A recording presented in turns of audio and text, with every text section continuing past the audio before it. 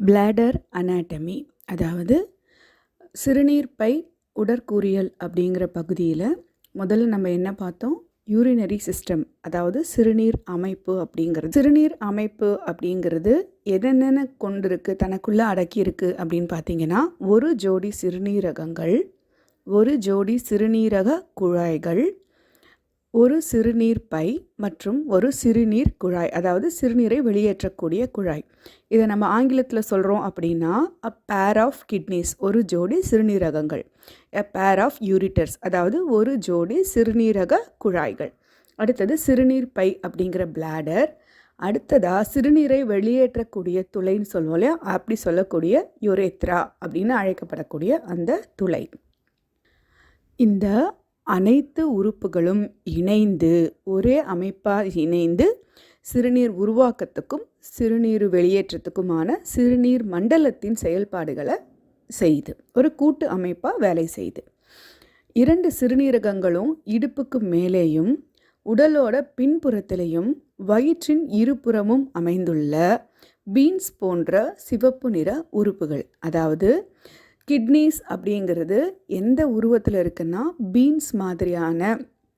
பீன்ஸோட விதை மாதிரியான ஒரு அமைப்பில் சிவப்பு நிறத்தில் அமைந்திருக்கு, உடலோட பின்பகுதியில் அமைந்திருக்கு. இந்த சிறுநீரகங்களுக்கு உள்ளதான் நுண்ணிய வடிகட்டுதலுக்கான அலகுகள் இருக்குது. நெஃப்ரான்ஸ் அப்படின்னு சொல்லி நேற்று நம்ம முன்னாடி வீடியோவில் பார்த்தோம்.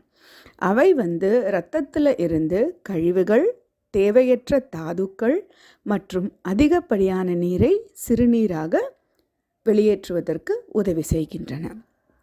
இந்த 2 சிறுநீரகங்களுமே ஒன்னொன்றும் இடது பக்கம் வலது பக்கம்னு இருக்கக்கூடிய 2 சிறுநீரகங்களும் சிறுநீர் பையோட ஒரு நீளமான தசையால் ஆன ஒரு டியூப் போன்ற அமைப்பில் கனெக்ட் ஆகிருக்கு. அந்த டியூபுக்கு, அந்த குழாய்களுக்கு யூரிட்டர்ஸ் அப்படின்னு பேர். இந்த குழாய்கள் வழியாகத்தான் சிறுநீரானது சிறுநீரகத்தில் இருந்து சிறுநீர் பைக்கு கடத்தப்படுகின்றது. அடுத்ததா பிளாடர், அதாவது சிறுநீர் பை அப்படிங்கிறது என்ன அப்படின்னா, it's a hollow muscular organ, அதாவது ஒரு தசையால் ஆன பை போன்ற உறுப்பு, வெற்று உறுப்பு அப்படின்னு சொல்லலாம். அதாவது அதுக்குள்ளே வேறு எதுவும் கிடையாது, தசைகளால் ஆன ஒரு உறுப்பு. இதோட இட அமைப்பு எங்கே அமைஞ்சிருக்கு அப்படின்னு நம்ம பார்க்கும்போது, உங்களுக்கு பெல்விஸ் ஏரியாவில் மத்திய பகுதியில் அமைஞ்சிருக்கு. இதோட வேலை சிறுநீரை சேமித்தல். எது வரைக்கும் நம்ம உடலானது எப்போ அந்த சிறுநீரை வெளியேற்றணும் அப்படிங்கிற ஒரு செயலை நிகழ்த்துகிறதோ அது வரைக்கும் உருவாக்கப்பட்ட சிறுநீரானது சிறுநீர் பையில் சேமிக்கப்படுகிறது. இந்த வேலையை இதுதான் சிறுநீர் பையினுடைய மிக முக்கியமான வேலை. அப்படி சேமிக்கப்படக்கூடிய சிறுநீர் ஒரு குறிப்பிட்ட அளவு ஆன பிறகு என்ன ஆகுது அப்படின்னா, இது தசையாலான ஒரு பை போன்ற அமைப்புன்னு பார்த்தோம். ஸோ அந்த தசைகள் விரியக்கூடிய தன்மையில் அமைஞ்சிருக்கிறதால உங்களுக்கு அந்த பையானது அந்த குறிப்பிட்ட அளவு வரைக்கும் விரியக்கூடிய தன்மையிலையும் இருக்குது. அதிகமான, அதாவது தன்னுடைய கொள்ளளவு, முழு கொள்ளளவு வரை அதனால் சேமிக்க முடியும். அதே போல் சிறுநீர் கழிக்கணும் அப்படிங்கிற ஒரு உந்துதல் நம்மளுடைய நரம்புகளின் சமிக்ஞைகள் மூலமாக வரும் வரைக்கும் இந்த இடம் அந்த சிறுநீரை சேமித்து வைத்திருக்கும். அந்த நரம்பு தூண்டுதல்கள் முடிஞ்ச உடனே அது எது மூலமாக கடத்தப்படுது? நம்மளுடைய அந்த பர்டிகுலர் மசில்ஸ்ன்னு சொல்கிறோம் இல்லையா, அதனுடைய சுவர்களில் இருக்கிற அந்த நரம்பு தசைகளில் இருக்கக்கூடிய நரம்புகள் மூலமாக கடத்தப்படும் போது உங்களுக்கு அந்த சிறுநீரானது சேமிக்கப்படுறதும் நடக்குது, வெளியேற்றப்படும் வேலையும் நடக்குது.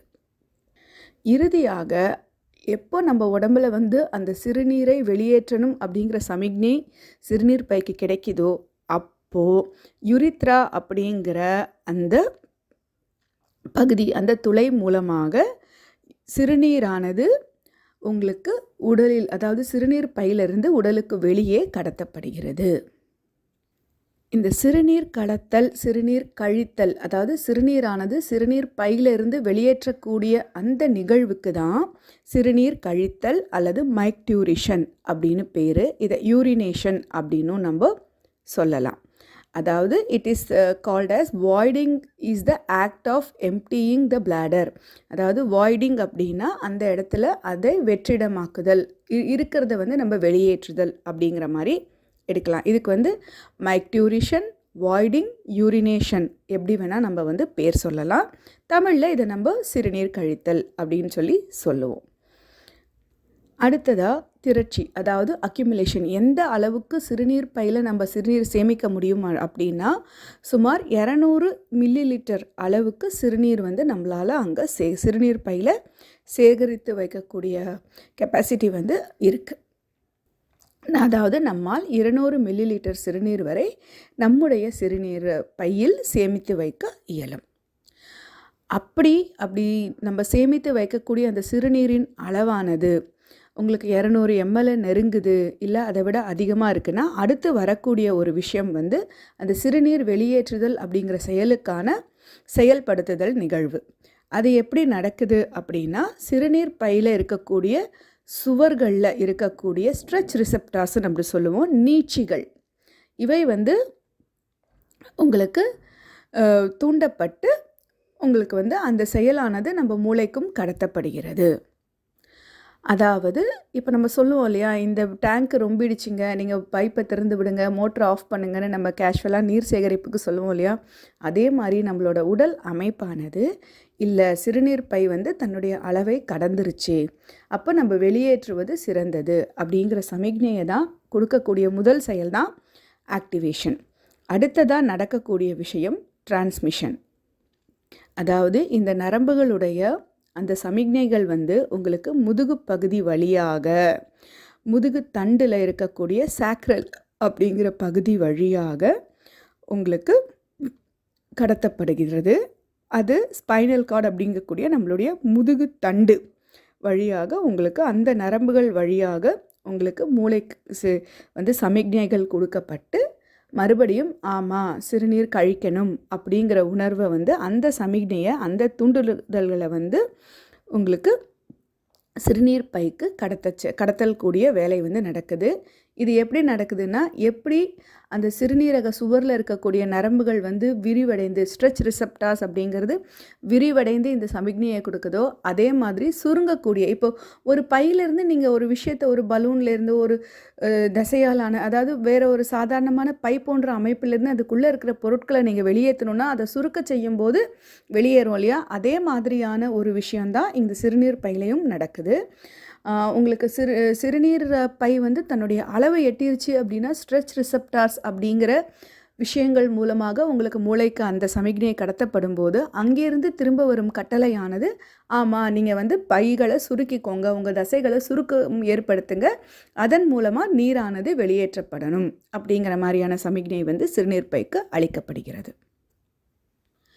இப்படியான அந்த சமிக்ஞைகள் ரிஃப்ளெக்ஸ் கான்ட்ராக்ஷன்ஸ் அப்படிங்கிற அந்த சுருக்கங்கள் அதிகமாகும் போது, வலுவடையும் பொழுது, அதாவது ஸ்ட்ராங்கராக ஆகும்போது சேமிக்கப்பட்ட சிறுநீரானது உங்களுக்கு இன்டர்னல் யூரித்ரல் ஸ்பிங்க்டர் அப்படிங்கிற ஒரு சுருக்கு தசை வழியாக அங்கே இருந்து அப்பர் பார்ட் ஆஃப் யூரித்ரா, அதாவது சிறுநீரை வெளியேற்றக்கூடிய அந்த துளை குழாயோட முன்பகுதிக்கு கடத்தப்படுகிறது அல்லது தள்ளப்படுகிறது அப்படின்னும் நம்ம சொல்லலாம்.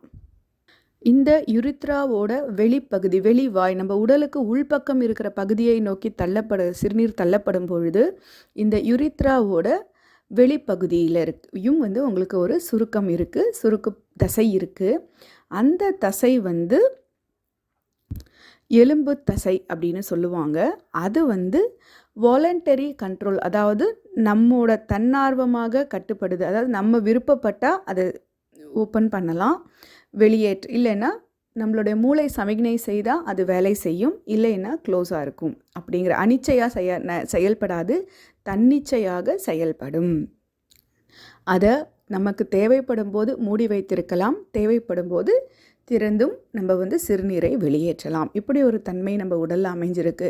அதுக்கேற்ற மாதிரி நம்ம உடலுக்கு எப்போ சிறுநீர் வெளியேற்றணும் அப்படிங்கிற விஷயம் நடக்கணுமோ அந்த நேரத்தில் சரியாக சமிக்ஞைகள் அளிக்கப்பட்டு நம்ம சிறுநீர் கழித்தல் அப்படிங்கிற நிகழ்வானது நடக்கிறது. இப்போது அடுத்ததாக நம்ம சிறுநீர் அமைப்பில் சிறுநீரகங்கள் இருக்குது அப்படிங்கிறத பார்த்தோம். சிறுநீர் எப்படி உருவாகுது, எப்படி சிறுநீர் கழித்தல் அப்படிங்கிற விஷயம் நடக்குதுங்கிறதையும் பார்த்தோம். இப்போ அடுத்ததாக அங்கே சிறுநீரகத்தில் உருவாகிற சிறுநீர் குழாய்கள் மூலமாக சிறுநீர் பைக்கு கடத்தப்படுதுன்னு பார்த்தோம் இல்லையா? அந்த குழாய்களை பற்றி இப்போ நம்ம பார்க்கலாம். இப்போ இது சிறுநீர் குழாய்களுக்கு யூரிட்டர் அப்படின்னு பேர். இந்த குழாய் சிறுநீர் பை மற்றும் சிறுநீரகங்களை இணைக்கக்கூடிய ஒரு சிறிய குழாய், டக்ட் அப்படின்னு சொல்லலாம், இல்லை ஸ்மால் டியூப் அப்படின்னும் நம்ம சொல்ல முடியும். இதனுடைய அளவு அப்படிங்கிறது எந்த அளவுக்கு இருக்கும் அப்படின்னா, இது பைலேட்ரல் டியூபுல்ஸ் அப்படின்னு சொல்லுவோம். பைலேட்ரல் அப்படின்னா இடது பக்கம் மற்றும் வலது பக்கம் இரு பக்கமும் ஒன்று போலவே இருக்கக்கூடிய டியூபுகள். இவை 25 30 சென்டிமீட்டர், அதாவது 10 12 இன்ச் அளவுகள் அப்படின்னும் நம்ம அங்குல அளவுகள்னு நம்ம சொல்ல முடியும். அந்த அளவுக்கு நீளமாகவும் சுமார் 6 மில்லிமீட்டர், அதாவது ஒரு 1/4 இன்ச் அளவுக்கு அதோட விட்டமும் அமைஞ்சிருக்கு. இதனுடைய அமைவிடம் அப்படின்னு நம்ம பார்க்கும்போது இந்த யூரிட்டர்ஸ் அப்படிங்கிற சிறுநீர் குழாய்கள் சிறுநீரகத்தின் மேற்புறத்தில் ஆரம்பித்து சிறுநீர் பையோட பின்புறம் வரை பெரிட்டோனியம் அப்படிங்கிற அந்த உறைக்கு உள்ள அமைஞ்சிருக்கு. அதன் பிறகு இரண்டும் இணைந்து ஒரு சின்ன ஓட்டைக்குள்ளே ஒரு ஸ்லைட் ஆங்கிளில் ஒரு கோணத்தில் சிறுநீர் பைக்குள்ளே உள்ளே நுழைஞ்சி தன்னோட பயணத்தை முடிச்சுக்குது. ஒவ்வொரு 10 முதல் 15 வினாடிகளுக்குமே சிறிய அளவான சிறுநீரானது இந்த சிறுநீரகத்திலிருந்து கடத்தப்பட்டு இந்த யூரிட்டர் வழியாக சிறுநீருக்குள் செலுத்தப்படுகின்றன. அதாவது சிறுநீர் அப்படிங்கக்கூடிய யூரின் அப்படிங்கிறது சிறுநீரகங்களில் இருந்து சிறுநீர் குழாய்கள் மூலமாக கடத்தப்படுகின்றன, அதன் வழியாக செல்கின்றன, வெளியேற்றப்படுகின்றன அப்படின்னு நம்ம சொல்ல முடியும். அடுத்ததாக யூரித்ரா அப்படிங்கிறது என்னன்னா, அது ஒரு ஓப்பனிங் அப்படின்னு சொல்லலாம், ஒரு திறப்பு. இந்த சிறுநீர் உடலோட அந்த உள்ளமைப்பிலிருந்து உடலிலிருந்து வெளியேற்றப்படுவதற்கான உருவாக்கப்பட்ட ஒரு துளை அப்படின்னு சொல்லலாம். அது உடலுக்குள்ள ஒரு கதவு நம்ம வச்சுருப்போம் இல்லையா, அந்த மாதிரி உடலுக்கு உள்பக்கத்தில் ஒரு சுருக்கு தசையும் உடலுக்கு வெளிப்பக்கத்தில் ஒரு சுருக்கு தசையும் கொண்ட ஒரு சின்ன குழாய் அல்லது அது துளை அப்படின்னு நம்ம சொல்ல முடியும். அதாவது இதை சிறுநீர் பையோட உடலின் வெளிப்புறத்தோட இணைக்கக்கூடிய ஒரு பாதை அப்படின்னு நம்ம சொல்லலாம். இது சிறுநீர் பையை உடலில் இருந்து, அதாவது சிறுநீர் பையிலிருந்து உடலிலிருந்து வெளியேற அனுமதி அளிக்கக்கூடிய செயலை செய்யக்கூடியதாக இருக்குது. இதை நம்ம muscular tubes that transport urine from the renal pelvis to the bladder அப்படின்னு புரிஞ்சுக்கிறோம். அடுத்ததாக இந்த யூரிட்டர் அப்படின்னு சொல்லக்கூடிய இந்த குழாய்களானது தசை அடுக்குகளால் ஆனது. இதுக்குள்ளே இருக்கக்கூடிய அது எப்படி கடத்தப்படுது அப்படின்னு பார்த்தோன்னா பெரிஸ்டால்டிக் ஆக்டிவிட்டி அப்படின்னு சொல்லுவோம். அதாவது சுருங்கி விரிந்து ஒரு பொருளானது கடத்தப்படக்கூடிய ஆக்டிவிட்டி. இந்த ஆக்டிவிட்டிக்கு உங்களுக்கு இந்த யூரிட்டர்ஸ், அதாவது சிறுநீர் குழாய்களுக்குள்ளே இருக்கிற அந்த தசை அடுக்குகளில் ஏற்படக்கூடிய அந்த பெரிஸ்டால்டிக் ஆக்டிவிட்டி தான் உங்களுக்கு சிறுநீரகத்திலிருந்து சிறுநீர் பைக்கு சிறுநீரை கடத்தக்கூடிய செயலை செய்யக்கூடியதாக இருக்கிறது. அடுத்ததாக அந்த சிறுநீரை வெளியேற்றக்கூடிய யூரித்ரா குழாயை பற்றி நம்ம பார்க்கலாம். இந்த மூத்திர குழாய் அப்படின்னும் சொல்லுவாங்க. என்ன பார்த்தோம், யூரித்ரா அப்படிங்கிறது சிறுநீரை உடலில் இருந்து வெளியேற்ற உதவக்கூடிய ஒரு பகுதி அப்படின்னு நம்ம பார்த்தோம்.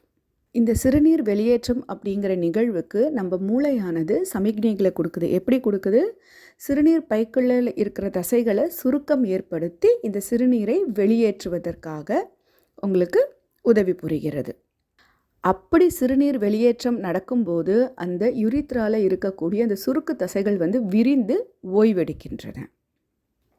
ஸோ இவ்வாறு சிறுநீரை வெளியேற்றுவதற்கு சிறுநீர் பையில உள்ள தசைகள் சுருங்கிறதுக்கும் அந்த சுருக்கு தசைகள் வந்து விரியறதுக்குமான சமிக்ஞைகள் அனைத்து சமிக்ஞைகளும் சரியாக செயல்படும் நேரத்தில் உங்களுக்கு சிறுநீர் வெளியேற்றம் அப்படிங்கிறது, அதாவது சிறுநீர் கழித்தல் அப்படிங்கிற செயலானது சரியாக நடைபெறும்.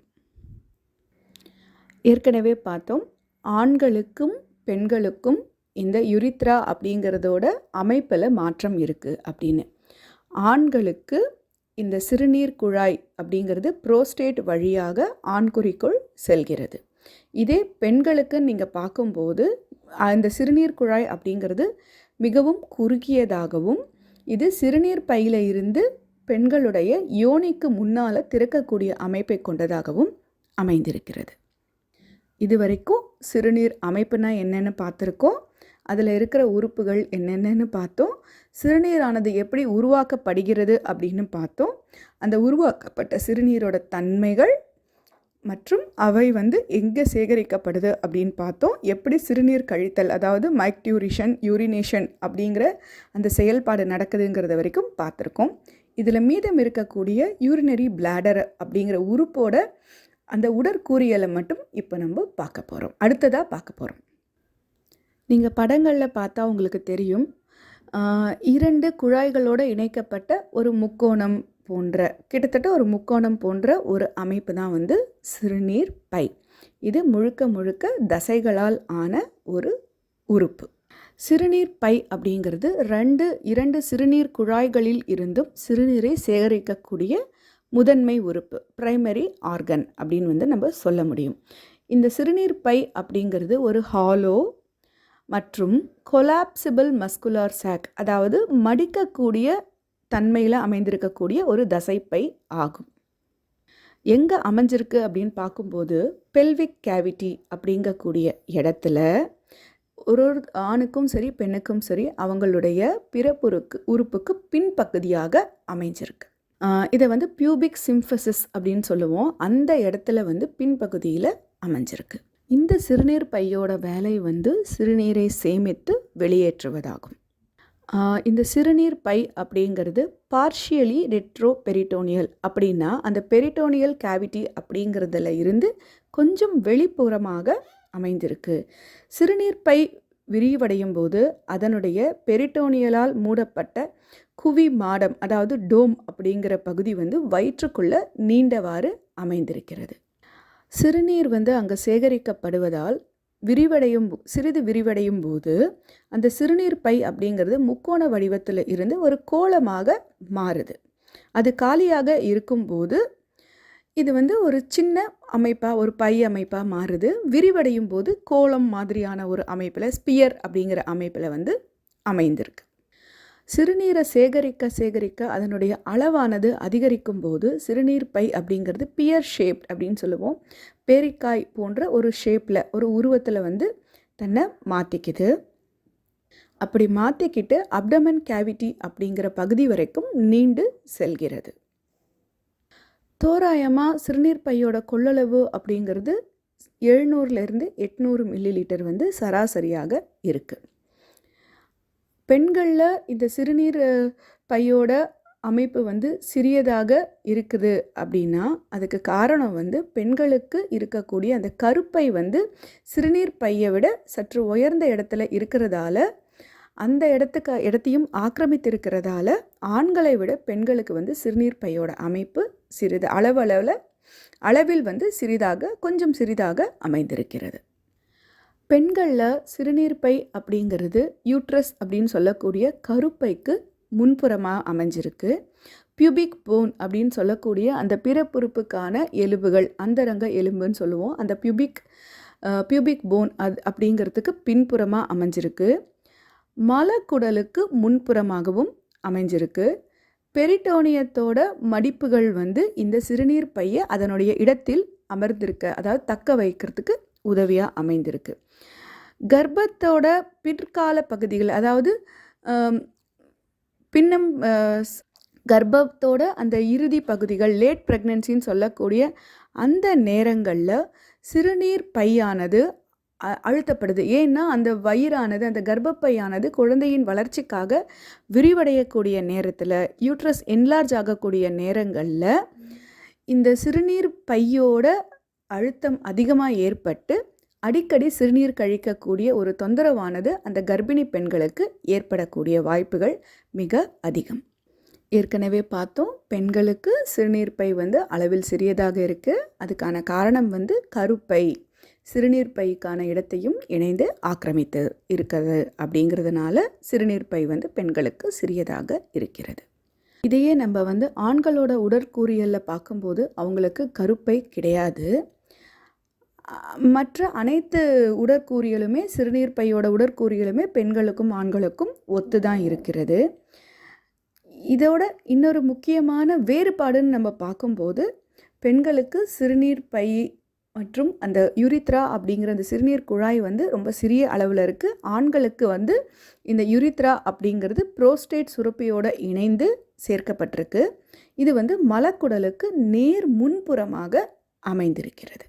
இப்போது சிறுநீர் பையோட அமைப்பை பார்க்க போகிறோம். அதாவது எங்கே அமைஞ்சிருக்குன்னு பார்த்தோம். அதனுடைய உடற்கூறியல் தன்மையில் அதனுடைய அமைப்பு எப்படி இருக்குன்னு பார்க்கும்போது, இது ஒரு சிறிய ட்ரையாங்குலர் ஏரியா, ட்ரிகோன் அப்படின்னு அழைக்கக்கூடிய ட்ரையாங்குலர் ஏரியாவாக அமைஞ்சிருக்கு. அதாவது ஒரு முக்கோண பகுதி அமைஞ்சிருக்கு. இந்த முக்கோண பகுதியை 2 பின்புற மூலைகளிலும் 2 சிறுநீர் குழாய்க்கான திறப்புகள் அமைஞ்சிருக்கு. அதாவது சிறுநீரகத்தில் இருந்து சிறுநீரை கடத்தக்கூடிய அந்த யூரிட்டர்ஸ் அப்படிங்கிற அந்த சிறுநீர் குழாய்களோட இணைப்பு, அதாவது இங்கே தான் இணைகிறது. இந்த சிறுநீர் குழாய்களின் திறப்பு உள் சிறுநீர் குழாய் திறப்பு முன்புற மூலையில் அமைஞ்சிருக்கு. அதாவது இந்த யூரித்ராவோட ஓப்பனிங் இன்டர்னல் யூரித்ரா ஆரிஃபேஸ் எங்கே அமைஞ்சிருக்குன்னா ஆன்டீரியர் கார்னல், அதாவது முன்புற மூலையில் அமைந்திருக்கிறது. இதில் அமைஞ்சிருக்கக்கூடிய அந்த சளி படலம் அந்த சவ்வு தசையோடு இணைந்து உறுதியாக பிணைக்கப்பட்டிருக்கிறதால இந்த ட்ரிகோன் அப்படிங்கிற அமைப்பானது ஒரு மென்மையான தோற்றத்தை கொண்டதாக அமைஞ்சிருக்கு. சிறுநீர் பையின் சுவற்றில் 3 அடுக்குகள் உருவாகின்றன. அதாவது மஸ்குலர் லேயர்ஸ்ன்னு சொல்லக்கூடியது 3 லேயர்ஸாக அமைஞ்சிருக்கு.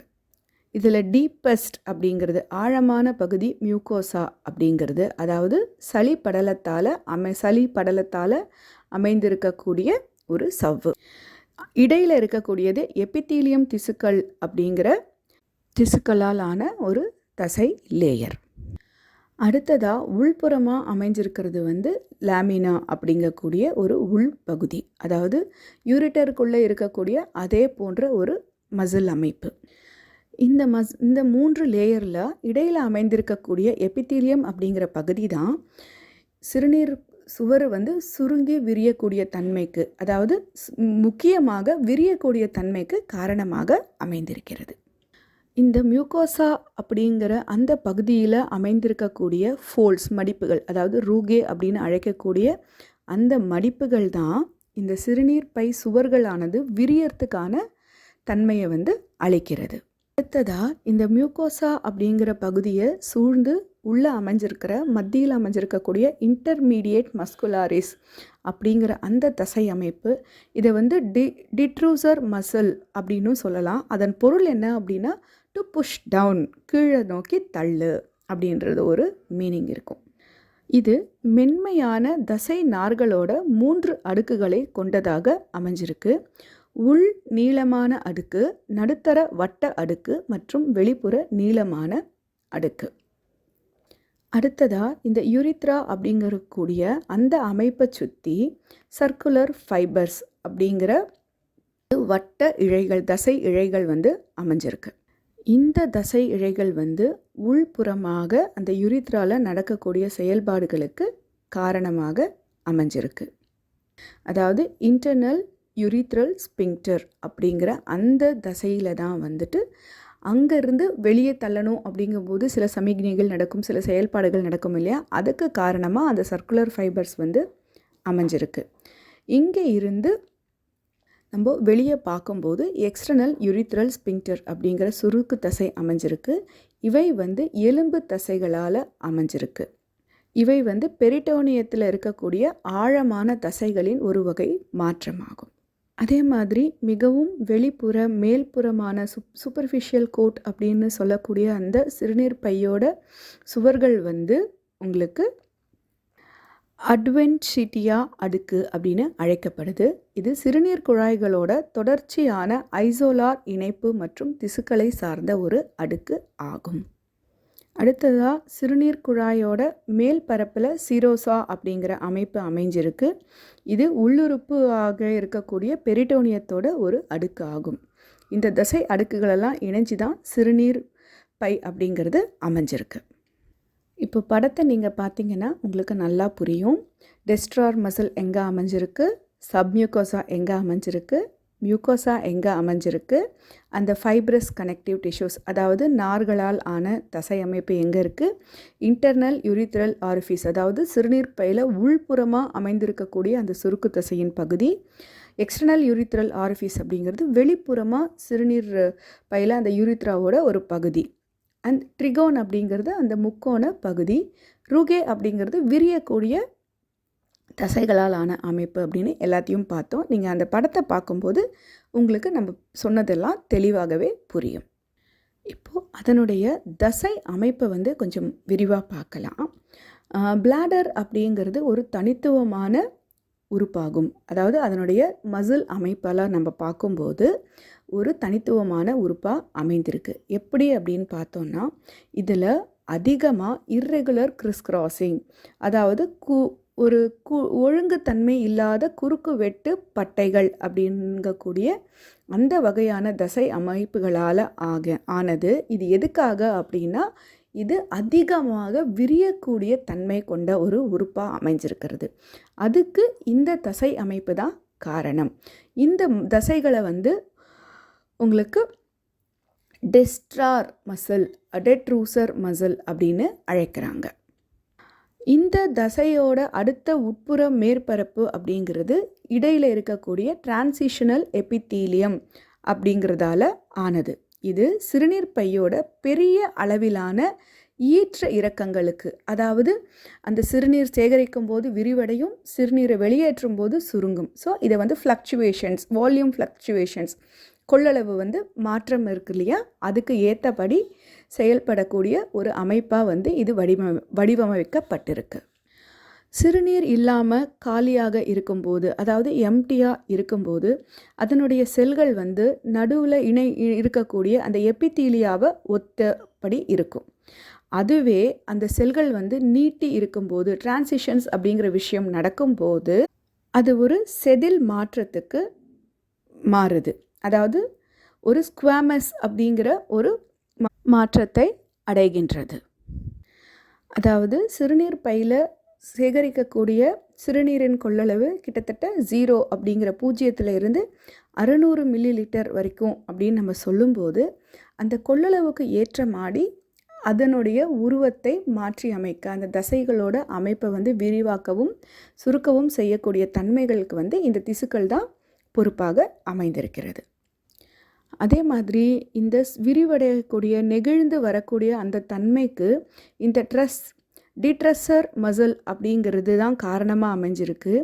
இவை வந்து இளம் வயதிலையா இருக்கும் பொழுது ரொம்ப சக்தியோடவும், வயது ஆக ஆக அந்த தசைகளின் சுருங்கி விரியக்கூடிய தன்மை வந்து கொஞ்சம் குறையவும், வயது கூடவும் குறைய செய்யும். இப்படி நடக்கக்கூடிய தன்மை இருந்தாலும் வயிற்றில் இருக்கக்கூடிய எலும்புக்கூடு தசைகளின் தன்னார்வ சுருக்கங்கள் வந்து உள் வயிற்று அழுத்தத்தை அதிகரித்து சிறுநீர் பையை மேலும் வலுவாக காலியாக்குவதற்கு ஊக்குவிக்கும். அதாவது பிளாடரை எம்டி பண்ணுறதுக்கு கண்டிப்பாக கட்டாயமாக உதவி புரியும். அதாவது சிறு வயதில் இருக்கும்போது இருக்கக்கூடிய அளவுக்கு அந்த நெகிழ்வுத்தன்மை குறைஞ்சாலுமே கூட நம்ம சிறுநீர் பையோட அமைப்பானது வயதானாலும் அந்த தன்மை குறைந்தாலும் கூட வயிற்றோட அழுத்தத்தின் மூலமாக சிறுநீர் வெளியேற்றுவதற்கு உதவி புரிகிறது. இப்போ இன்னொரு தடவை வாய்டிங் த யூரின், அதாவது சிறுநீர் கழித்தல் அப்படிங்கிறது என்னங்கிறத மறுபடியும் பார்க்கலாம். அதாவது சிறுநீர் பையிலிருந்து சிறுநீர் வெளியேறுதல் அப்படிங்கிறது தான் சிறுநீர் கழித்தல், வாய்டிங் ஆஃப் த யூரின். யூரினேஷன் அப்படின்னு வந்து நம்ம சொல்கிறோம். இதை மைக்டியூரிஷன் அப்படின்னும் சொல்லலாம். இந்த செயலானது நம்ம உடம்பில் இருக்கக்கூடிய இன்வாலண்டரி மற்றும் வாலண்டரி மசில்ஸோடைய சுருக்கங்கள் மூலமாக, கான்ட்ராக்ஷன்ஸ் மூலமாக உருவாகக்கூடிய ஒரு செயலாக அமைந்திருக்கிறது. இந்த செயலுக்கு வந்து நம்ம சிறுநீரக பையில் இருந்தும் மூளைக்கு சமிக்ஞைகள் கடத்தப்படுகின்றன. அதே போல் இந்த சிறுநீர் பையை வந்து காலியாக்கணும் அப்படிங்கிற செயலுக்குமே வந்து மூளையிலிருந்தும் சமிக்ஞைகள் வந்து திருப்பி கடத்தப்படுகின்றன.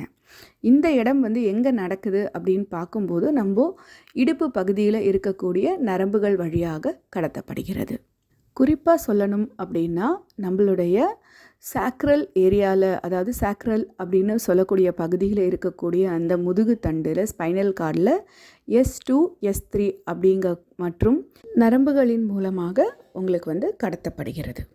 அதாவது சிறுநீர் பையில் இருக்கக்கூடிய சிறுநீரின் அளவானது 200 400 மில்லிலிட்டர் அதிகரிக்கும் பொழுது உங்களுக்கு சிறுநீர் பையில் அழுத்தமானது அதிகரிக்கும். அதற்கு ஏற்ற மாதிரி அதுக்குள்ளே இருக்கிற ஸ்ட்ரெச் ரிசெப்டார் வந்துட்டு உங்களுக்கு நரம்பு சமிக்ஞைகளை அனுமதிக்கணும். நம்மளுடைய ஸ்பைனல் கார்டு வழியாக அனுமதிக்கணும். இந்த செயலுக்கு வந்து மைக்டியூரிஷன் ரிஃப்ளெக்ஸ் அப்படின்னு பேர். இந்த அனிச்சை செயல் நடக்கும்போது சிறுநீர் கழித்தல் மையத்திலிருந்து வரக்கூடிய பாராசிம்பத்தட்டிக் தூண்டுதல்கள் வந்து சிறுநீர் பை சுவர் மற்றும் உட்புற சிறுநீர் குழாய் சுழற்சிக்கு பரவுகிறது. என்ன பண்ணுது அப்படின்னு நம்ம பார்க்கும்போது அந்த டெட்ரூசர் மசிலில் வந்து கான்ட்ராக்ஷன்ஸை உருவாக்குகிறது. அதே மாதிரி அந்த யூரித்ரல் ஸ்பிங்க்டர் மசிலில், இன்டர்னல் யூரித்ரல் ஸ்பிங்க்டர் மசிலில் ஒரு ரிலாக்ஸேஷனை உருவாக்கி அது திறந்து கொள்வதற்கு வழி செய்கிறது. அது போலவே இந்த மைக்டியூரிஷன் சென்டர் அப்படிங்கிற விஷயம் வந்து என்ன பண்ணுதுன்னா, வெளிப்புறமாக இருக்கக்கூடிய அந்த எக்ஸ்டர்னல் யூரித்ரல் ஸ்பிங்க்டரில் சொமாட்டிக் மோட்டர் நியூரான்ஸ் மூலமாக அந்த தசை வந்து விரிவடைந்து ரிலாக்ஸ் ஆகக்கூடிய ஒரு தன்மைக்கு, அது ஓப்பன் ஆகக்கூடிய ஒரு தன்மைக்கு கொண்டு வருது. இப்போது சிறுநீர் பையோட சுவர்கள் வந்து சுருங்கும் பொழுது அந்த சுருக்கு தசைகள், அந்த யூரித்ராவோட அந்த சுருக்கு தசைகள் விரிவடையுது. இது இரண்டும் நடக்கும் பொழுது சிறுநீர் வெளியேற்றம் அப்படிங்கிறது நடைபெறுகிறது. இந்த சிறுநீர் பையானது நிறைஞ்சிருக்கு அப்படிங்கிற ஒரு உணர்வும் நமக்கு புரியும். அதே போல் அந்த இடத்துல அந்த நிறைவானத உணர்வுன்னு நம்ம பார்க்கும்போது அதை வெளியேற்றக்கூடிய அந்த மைக்டியூரிஷன் உணர்வு அப்படிங்கிறதும் நமக்கு ஏற்படுது. எப்படி சொல்லலாம்னா, இந்த நிறைஞ்சிருக்கு, டேங்க்கு ஃபுல்லாகிடுச்சு அப்படிங்கிற ஒரு சென்ஸ் வரும்போது நம்ம வந்து குழாயை திறந்து அந்த நீரை வெளியேற்றணும் அப்படிங்கிற சென்ஸ் வந்து நமக்கு கொண்டு வரப்படுகிறது. இது ஒரு அனிச்சை செயல் மாதிரி இருந்தாலும், அதாவது தொடர் செயலாக இருந்தாலும், இந்த வெளியேற்றத்தை கட்டுப்படுத்தக்கூடிய தன்மையும் நமக்கு சிறு வயதில் கண்டிப்பாக அமைஞ்சிருக்கு. அதாவது அந்த சிறுநீர் வெளியேற்றம் அப்படிங்கிறத நம்மளால் கட்டுப்படுத்தவும் முடியும், வெளியேற்றவும் முடியும். இப்படி நம்ம கற்றுக்கிட்ட அந்த கண்ட்ரோல் சிஸ்டம் மூலமாக சிறுநீரை நம்ம வந்து வெளியேற்றவும் முடியும். இல்லை நமக்கு தேவைக்கு ஏற்றபடி சிறிது நேரம் வந்து நம்மளால் அதை தாமதப்படுத்தவும் முடியும். இப்போ நம்ம எங்கேயோ ஒரு பொது இடத்துல இருக்கிறோம், நமக்கு சிறுநீர் கழிக்கணுங்கிற உணர்வு வருது, நம்மளால் அப்படியெல்லாம் வெளியேற்றிட முடியாது. அப்போது அந்த நிகழ்வு வந்து ஒரு 10 நிமிஷம் நடக்குது, ஒரு 15 நிமிஷம் இருக்குன்னா நம்ம அதை ஹோல்ட் பண்ணிவிட்டு அப்புறமா போயிட்டு நம்ம சிறுநீர் வெளியேற்றுறோம் இல்லையா? இந்த விஷயம் வந்து நமக்குள்ள இருக்கக்கூடிய அந்த கட்டுப்பாடுங்கிறது நமக்கு இருக்குது. இந்த வெளியேற்றுவது, கட்டுப்படுத்துது அப்படிங்கிற செயல்பாடுகளுக்கு உங்களுக்கு ஒரு சில குறிப்பிட்ட தசைகள், அதாவது பெல்விக் ஃப்ளோரில், செரிப்ரல் கார்டெக்ஸில், இந்த 2 இடங்கள்லையும், பெல்விக் ஃப்ளோருங்கிறது சிறுநீர் பை அமைந்திருக்கக்கூடிய இடம், செரிப்ரல் கார்டெக்ஸ் அப்படிங்கிறது நம்ம மூளையில் இந்த சிறுநீர் கழித்தலுக்கான அந்த சமிக்ஞையை அளிக்கக்கூடிய இடம். இந்த 2 இடங்களையுமே இணைந்து உங்களுக்கு இந்த சிறுநீர் கழிக்கலாம் அல்லது தாமதப்படுத்தலாம் அப்படிங்கிற உணர்வுகளை வந்து நமக்கு அளிக்கிறது. இப்போ இதுவரைக்கும் சிறுநீர் அமைப்பை பார்த்தோம், அதில் இருக்கிற உறுப்புகளை பார்த்தோம், சிறுநீரானது எப்படி வெளியேற்றப்படுதுன்னு பார்த்தோம், எப்படி சேமிக்கப்படுதுன்னு பார்த்தோம், சிறுநீர் கழித்தல் அப்படின்னா என்னன்னு பார்த்தோம், அதில் எத்தனை உறுப்புகள், எத்தனை தசைகள், எப்படி நம் உடலானது அந்த செயலை செயல்படுத்துது அப்படிங்கிறத பார்த்தோம். இப்போது இந்த சிறுநீர் பையின் தொந்தரவுகளால் நம் உடலில் ஏற்படக்கூடிய சில நோய்க்குறிகள், அறிகுறிகள், தொந்தரவுகள் இப்படி இருக்கிறத பார்க்கலாம். முதலாவதாக நம்ம பார்க்கும்போது பெட் வெட்டிங், அதாவது நம்மை அறியாமல் படுக்கையிலேயே சிறுநீர் கழிக்கக்கூடிய ஒரு தொந்தரவு. அடுத்ததாக சிஸ்டிசிஸ், அதாவது சிறுநீர் பையில் ஏற்படக்கூடிய தொற்றுகள். அடுத்தது சிறுநீர் பையில் ஏற்படக்கூடிய கற்கள், பிளாடர் ஸ்டோன்ஸ் அப்படின்னு சொல்லுவோம். சில நேரம் ஓவர் ஆக்டிவ் பிளாடர், அதாவது அந்த சிறுநீர் கழித்தல் அப்படிங்கிறது ஒரு 2 நிமிஷத்துக்கு ஒரு தடவை அடிக்கடி நம்ம சிறுநீர் கழிக்கணும் அப்படிங்கிற ஒரு உணர்வை நமக்கு கொடுக்குது இல்லையா, அது ஓவர் ஆக்டிவ் பிளாடர் அப்படின்னு சொல்லுவாங்க. அடுத்ததாக சில நேரங்களில் இப்போ சில குழந்தைகளே நம்ம பார்க்கும்போது மற்றவர்கள் இருந்தால் அவங்களால சிறுநீர் கழிக்க முடியாது, இல்லை அவங்க இருக்கக்கூடிய ஊரோ அவங்க வாழ்ந்த இடமோ அவங்க பழகின இடமோ தாண்டி வேறு ஒரு இடத்துக்கு போகும்போது அவங்களால சிறுநீர் கழிக்க முடியாது. இந்த மாதிரியான கண்டிஷனுக்கு பேரோரெசிஸ் அப்படின்னு பேர். அடுத்ததாக சிறுநீர் அடங்காமல் வெளியேறிக்கிட்டே இருக்கக்கூடிய ஒரு கண்டிஷன். அடுத்ததாக சிறுநீர் பை இறக்கம், ப்ரொலாப்ஸ்டு பிளாடர், இதை சிஸ்டோசில் அப்படின்னு சொல்லுவாங்க. அடுத்ததாக சிறுநீர் பையில் ஏற்படக்கூடிய நீர்க்கட்டிகள், பிளாடர் பாலிப்ஸ் அப்படின்னு சொல்லுவாங்க. சிறுநீர் பைக்குள்ளே ஏற்படக்கூடிய கேன்சர், புற்றுநோயானது. அடுத்ததாக யூடிஐன்னு நமக்கு சாதாரணமாக தெரிஞ்சிருக்கக்கூடிய பேர், அது என்னன்னா யூரினரி ட்ராக் இன்ஃபெக்ஷன் அப்படின்னு சொல்லக்கூடிய அந்த சிறுநீர் பாதை அமைப்பில் வரக்கூடிய தொற்றுகள் சிறுநீர் பையை பாதிக்கக்கூடிய ஒரு விஷயமாக நடக்குது. அடுத்ததாக நியூரோஜெனிக் பிளாடர் அப்படின்னு சொல்லுவோம். இது என்ன அப்படின்னா நரம்பியல் சார்ந்த காரணங்களுக்காக நம்மளுடைய சிறுநீர் பையின் வேலையானது பாதிக்கப்படுது. அந்த மாதிரி நேரங்களில் சிறுநீர் பை கட்டுப்பாடு இல்லாமல் நடக்கும். இந்த மாதிரி கண்டிஷனுக்கு நியூரோஜெனிக் பிளாடர் அப்படின்னு பேர். இது நரம்புகளை சார்ந்த, அந்த நரம்பு சமிக்ஞைகளை சார்ந்து தான் நம்ம இந்த சிறுநீரை வெளியேற்றுவதும் சேமிப்பதும் அடக்குவதும் நம்ம நடக்குதுன்னு பார்த்தோம். அந்த மாதிரி நரம்புகளில் ஏற்படக்கூடிய பாதிப்புகள் சில நேரங்களில் இந்த சிறுநீர் பையை பிளாடரை ஓவர் ஆக்டிவாகவும் மாற்றும், அண்டர் ஆக்டிவாகவும் மாற்றும். அதாவது அளவுக்கு அதிகமாக சிறுநீரை அடிக்கடி சிறுநீர் கழிக்கும் உணர்வையும் கொடுக்கும், இல்லை சிறுநீரை வெளியேற்றாமல் தேக்கி வைக்கக்கூடிய நிலையும் கொடுக்கும். இதெல்லாம் சிறுநீர் பை சார்ந்து வரக்கூடிய ஒரு சில அல்லது குறிப்பிட்ட அப்படின்னு நம்ம சொல்லக்கூடிய நிலைகளை பார்க்கலாம். நன்றி.